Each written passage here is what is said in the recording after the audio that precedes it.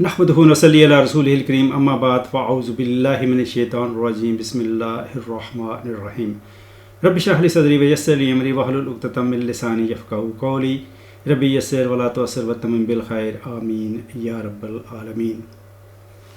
Today I wanted to discuss with you this first part of long ayah of Surah Baqarah, ayah number 229. Surah Baqarah, Surah number 2, ayah number 229. At-talaqu marratani. Now this is commonly translated as divorce is twice. Twice, not 3 times, remember, twice. But divorce is not the right translation of this word talaq. Remember, here we are talking about this word talaq, which is word of Arabic language, not talaq used in any other language such as Urdu language, for example, in which the meaning of talaq may be taken in a different way. So the Arabic word talaq means not divorce, it actually means separation. So this is the first word which we are going to focus on, and the second word which we are going to focus on here is marratan. I will come to that in a sec. Let's first talk about at-talaq. So those who has been following my videos on noun, you know that this is past tense, which is madi, this is mudariya, and this is masdar from the same root. So we have got a verb here, thaluka, madi, yatluku, mudariya, and its masdar is talaq, talaqun. So this is verb, and we know the masdar is not a verb, it is noun. Masdar in English language does not exist. There are certain forms of noun which may be considered to be equal to masdar, but those are not really exactly or exact translations of masdar. So taluka yatluku talakun. So if we translate this with this in mind, that will means he separated. This is translated in a different way. Common translation is to set loose, to free, which are the words in the sense of separation. To set loose, to free. So he separated. He is going to separate, or he will separate, or he is separating. So mudariya is used in all these 3 forms of English present and continuous sentences. Talaqun will be then the action of separating, the action of separation. So it is, we know the masdar is name of the action of the verb. So exact translation will really be the action of separating, but loosely we can say separation. So taluka yatluku talakun. This is one form of the verb. The root is ta lam kaf. From the same root we have ta lam kaf. The same root we have talaka yutalliku tatlikun. Talaka means he divorced. Yutalliku, he is divorcing, or he will divorce, or he is going to divorce. That's mudariya. And tatlik is, we can say divorce, because this is verb, the action of divorcing, which is divorce. So in Quran, the word taliq has not been used. Talaq has been used. And the use of words in Quran is done with high precision. There is a reason why certain words are used in a particular context. So that means then not really divorce. Okay, so that means separation. No, marratan is a dual of marratun. Marratun means once and marratan means twice. You know, who know the Arabic basics of Arabic grammar, that plural in Arabic starts from 3. For 2, there is a different word in Arabic.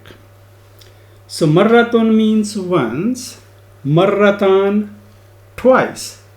So marratun and marratan. So what's the difference between marratun and wahidun? Wahid means one, marratun once, marratan twice, isnan two. There is quite a bit of difference between these two. In Quran, the dual of wahid has not been used. It's the dual of marratun has been used. And as I said, in Quran, the words are used with high degree of precision. And there is a reason to make use of a particular word, not the equal word which may be available in the language.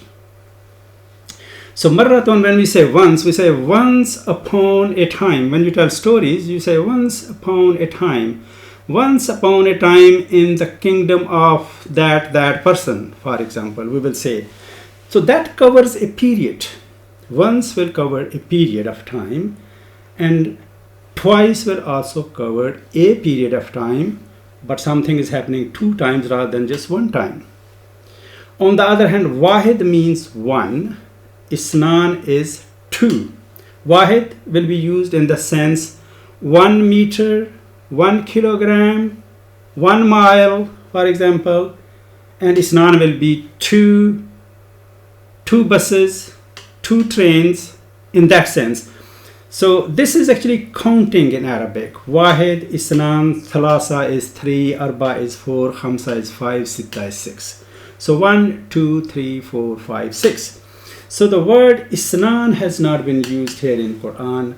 Marratan has been used here in Quran, and there is a reason for that. Let's go into that reason. So we have talked about talaq, which does not mean divorce, it is separation. And marratun once and marratan is twice. Now if we look at this translation which I have come up with, separation is twice, which means separation can take place twice in the lifetime of a marriage. That's what it means.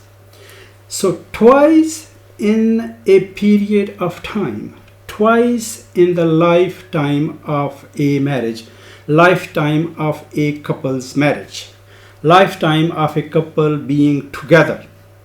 So when they separate, then they're not together, clearly. So why separation? Why Quran talks about separation? I live here in England, and I know how the process of divorce happens in this country. The nature of my work is such that people then come to see me because the process of divorce tends to bring stress with it. And when there is stress, then they come and see their doctor or go and see their doctor.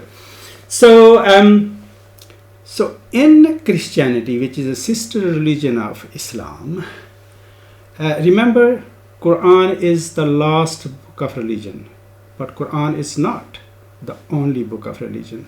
So there has been previous books and religion as well. So it's basically the continuation of the same religion, but the things have changed with time, with different messengers. So some changes, but not everything.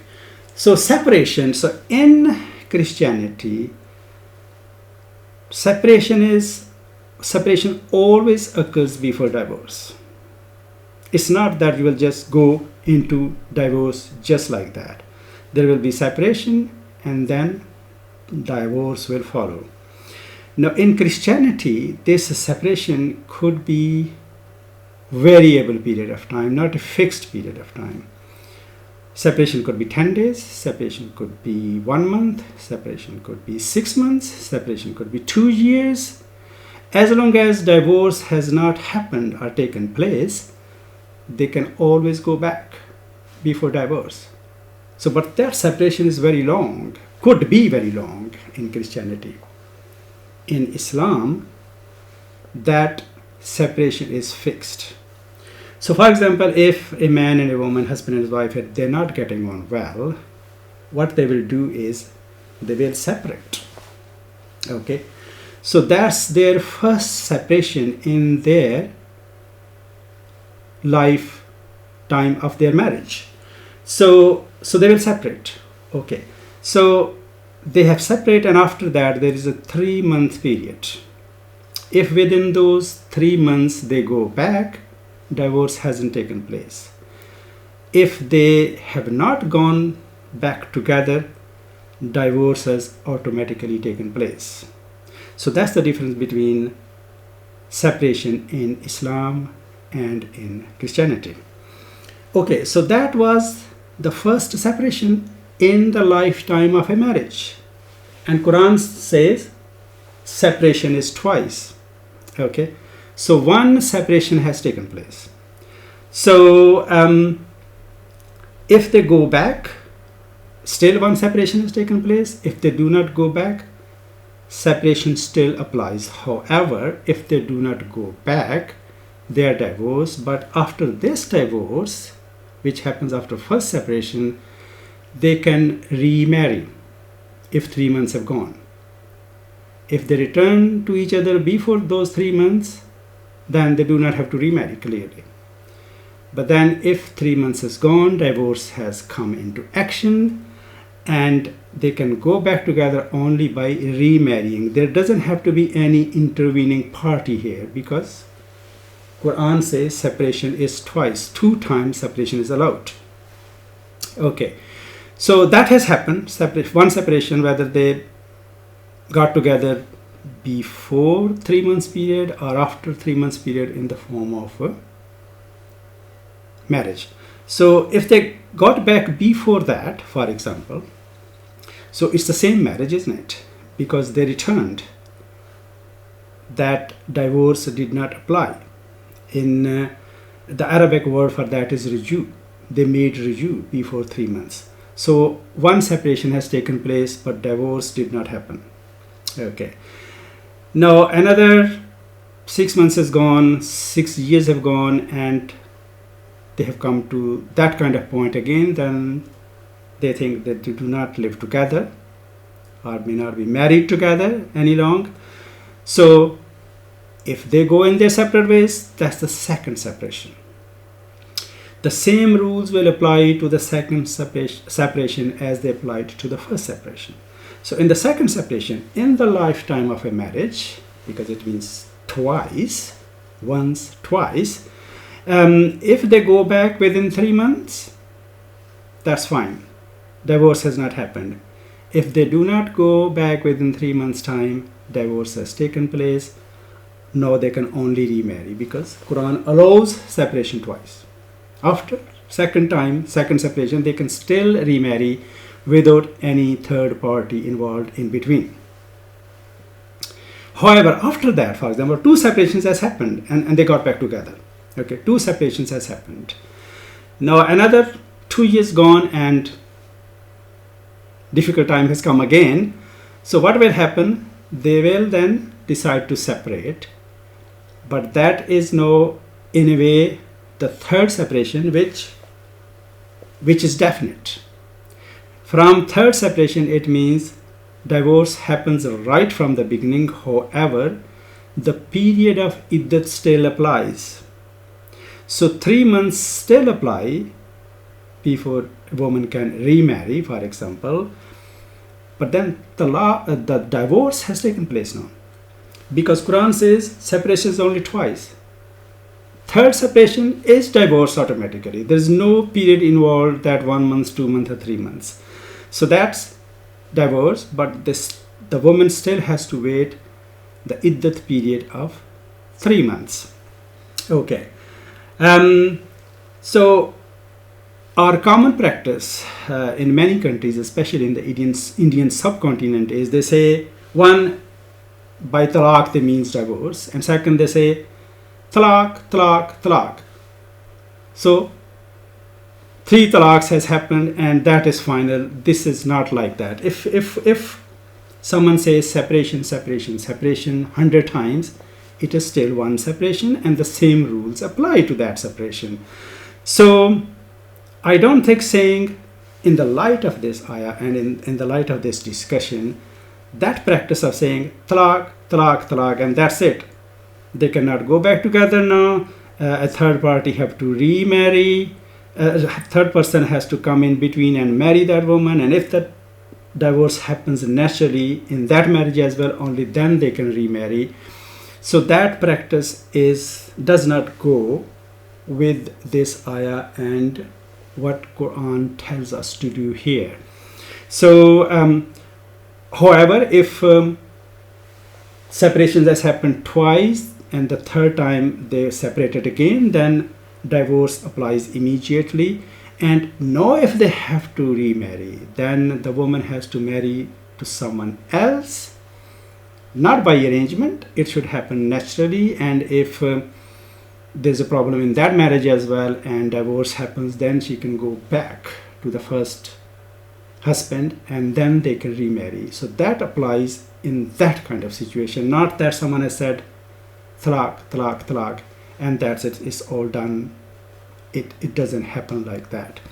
So I hope that has made sense. If you want to go further into nitty-gritty of this word and similar words, I have a video on Quran word series. That's the second video. There are only 2 videos basically because I did not have much time to go into that bit of Arabic words, or you can say the grammar.